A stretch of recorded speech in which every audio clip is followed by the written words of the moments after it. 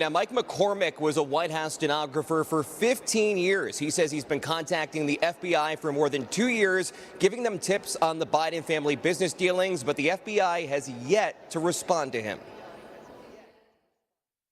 The day before the election, I called the FBI and left a tip on their call line. Back then, it was a call line, not an email. And I told them basically stuff that was in my book, and I told them a couple other things, and I never heard back. And this was the time when Tony Bobulinski did all these interviews with the FBI, and he's never heard back, from what I understand, from him, his public statements. So, I don't know what the FBI is doing with this Biden investigation, but the grand jury is an investigative tool, and it's an effective investigative tool. That would be the place to start getting some subpoenas that can be acted on. And McCormick points to his time on Air Force One as a stenographer. Let's go to the specific flight. That was on April 21st, 2014. Then Vice President Joe Biden on his way to Ukraine. And Jake Sullivan, who was then an advisor to the then Vice President Biden, now President Biden's national security advisor. Sullivan told the press of Biden's priorities for his Ukraine trip, which included American investments in the Ukrainian energy sector. And that was just days after Biden's son Hunter joined the board of Ukrainian gas company Burisma.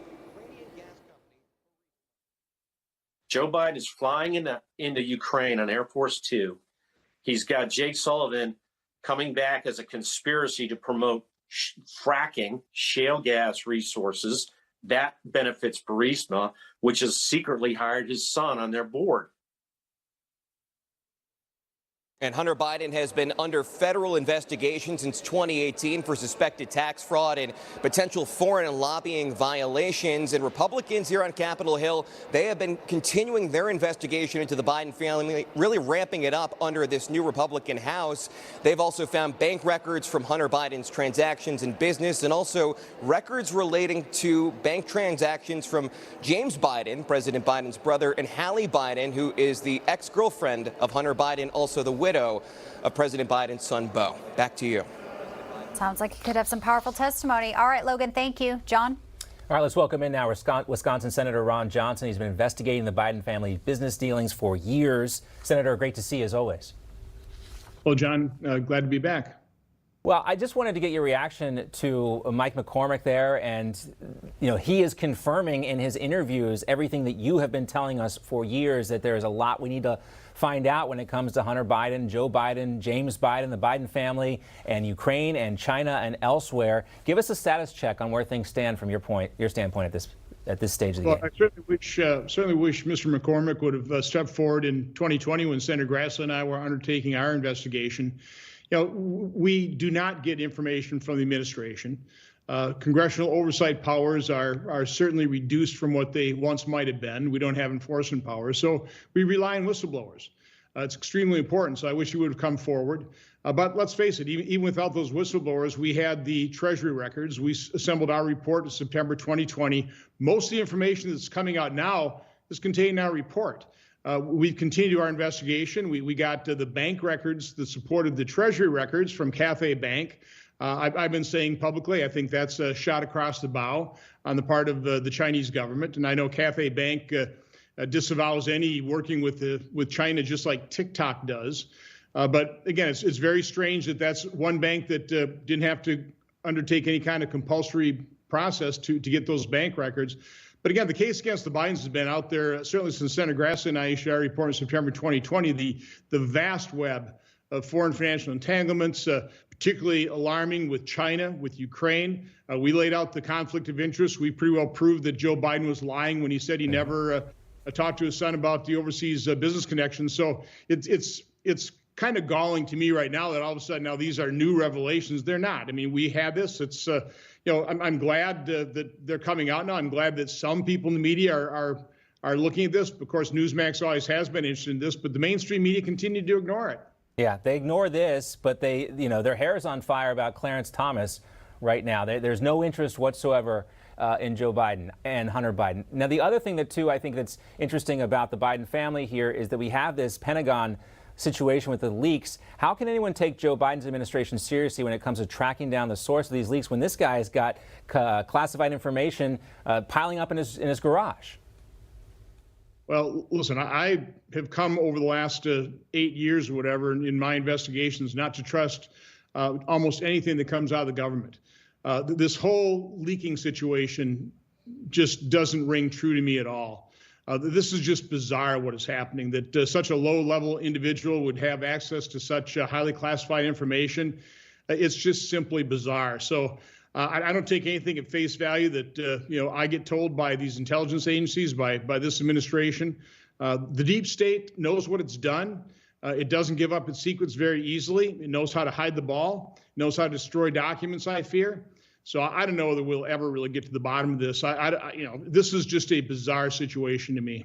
Senator, can you expand on that a little bit more about what you think is so bizarre? There have been some allegations that this guy may have been set up, perhaps, something like that, or enticed somehow, convinced or fooled into sharing these documents maybe. I mean, he's a 21-year-old man. He should be able to decide for himself. But what do you mean by that with your comments? I'm just curious. Again, I just think it's so bizarre that leakers are almost impossible to find. And all of a sudden this gets tracked down and gets reported jointly by a couple different news organizations. It's just such an easy open and shut case. It just, again, it erases my suspicion. I have just become a highly skeptical individual over the last number of years. My investigations of what's happened during COVID, the trusted news network, how you plant information in the media to tell a certain type of narrative here. I take it all with a grain of salt.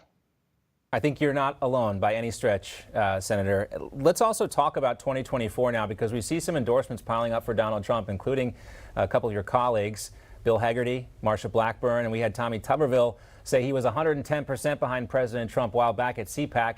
What about you? Where do you stand on 2024? I mean, I just don't endorse. I didn't endorse in Wisconsin's governor race. I let the people decide that, and then I get strongly behind who the people select as our nominee as a Republican. So that'll be my approach in 2024 as well. We have to win 2024. There's just, we can't allow this nation to continue to go down the path that radical leftists, and that's part of the Biden administration. That's, certainly what they are. It's a radical left administration. Everything they have done in governing this country has weakened America, emboldened our enemies. I point out the fact that Venezuelans voted themselves into poverty in just a few decades. That's the kind of path that we're on right now. We have to get off of. So it's crucial that Republicans win this next presidential election and take back control of the Senate and retain control in the House. Well, Wisconsin's going to be an important state for that. Real quick, we only have about 30 seconds left, but there are some who say, based on this Supreme Court election just a couple weeks ago, Republicans are really behind the 8 ball in Wisconsin. It's going to be a tough election for whoever is our nominee. From my standpoint, I'm not a big fan of political consultants. I think that's part of the problem of elections across the board in 2022, as well as in Wisconsin. We need a strong grassroots effort. The money, the dollars raised needs to be put into grassroots efforts as opposed to oftentimes wasted in stupid ads that the consultants make a lot of money on. So I'm all for a different method of campaigning and using those hard-earned campaign dollars. And you would know because you won a statewide election just a couple of months ago. Seems like a long time ago, but it wasn't all that long ago. Senator Johnson, great to see you, and thank you. Have a great day.